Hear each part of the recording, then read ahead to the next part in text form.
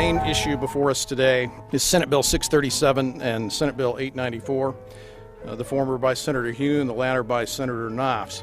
We're going to invite the first four witnesses in support of the legislation, and that would be John Jones with Sprint, David Lewis and Andy Emerson with AT&T, Neil Krevda with Verizon, and Frank Iacovetti Jr. with T-Mobile. So be straight with me. Is it true? It could be. No, well, very few cases. There was an unfortunate incident out in Iowa. Look, gentlemen, practice these words in front of the mirror. Although we are constantly exploring the subject, currently, there is no direct evidence that links cell phone usage to brain cancer.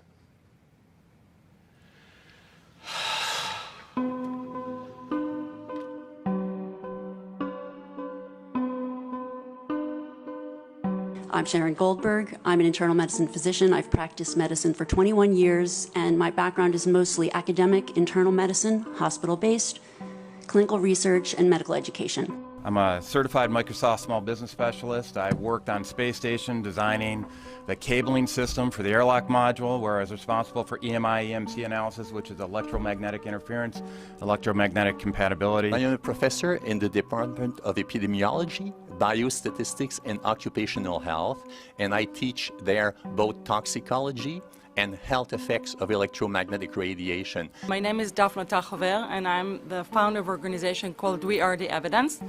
We are an organization that represents the many adults and unfortunately many children who have become very sick from wireless technology radiation. There seems to be a couple false Easter eggs being put out there right now. I want to make sure we dispel that right off the gate.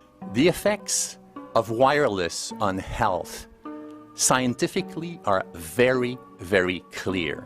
So it's always pushed back to the definition of an acceptable level of radiation. And that's what this is, by the way. This is about radiation. Wireless radiation has biological effects, period.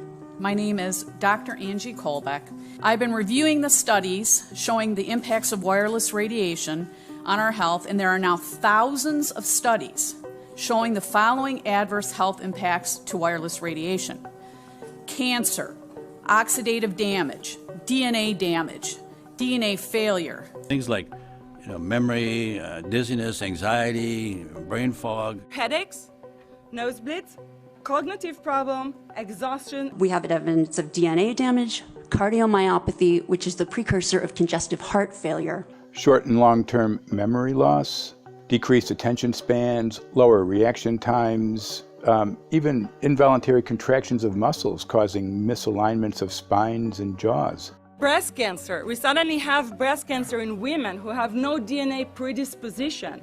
Disrupted immune function and change in stress proteins, reproductive and fertility effects. There are dozens and dozens of studies that show beyond any doubt what this radiation is doing to our sperm. Now, if you take the cell phone out of your pocket, the sperm will recuperate within 3 to 4 months. What would not recuperate would be the damage to the DNA of the sperm. That is irreparable. The wife of the ex-governor of Indiana was diagnosed with glioblastoma. Same brain tumor Ted Kennedy had and John McCain had. Did you look at John McCain's scar?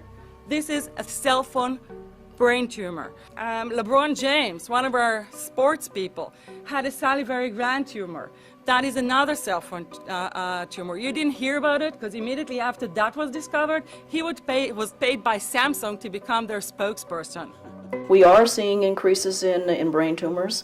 We're seeing increases in Alzheimer's. We're seeing increases in all of the neurotransmitter diseases, ALS, Lou Gehrig's disease, Parkinson's. These are all disease systems that are known to be associated with low-level energy exposures. We talk about 24/7, around-the-clock exposure, wherever you are and your whole body. You never get away from it. And it seems from our studies that maybe your immune system can cope with for a time, but it will deteriorate. Then the irradiation will definitely damage cells at a deeper level, and the question is what will then happen? These are out of peer-reviewed papers, so these are not just hypochondriacs thinking that they're doing it. We're having real problems with this. This is no longer a subject for debate when you look at PubMed and the peer-reviewed literature. These effects are seen in all life forms: plants, animals, insects, microbes. So 5G is not a conversation about whether or not these biological effects exist. They clearly do. There is scientifically evidence that is so strong that you can be certain that the standards used by the FCC to manage health effects are wrong. We need to start measuring how much radiation are people being exposed to before we roll out 5G. There are 4 kinds of electromagnetic fields that we know are harmful to human health. So radio frequency radiation, magnetic fields, dirty electricity, and electric fields, okay? Our exposure, any given person, and all humans are affected by EMFs. What is our exposure in a day? It's not one cell phone. It's cell phones, it's multiple wireless networks, it's smart meters, it's cell towers. It's this sandwich, and it all adds up.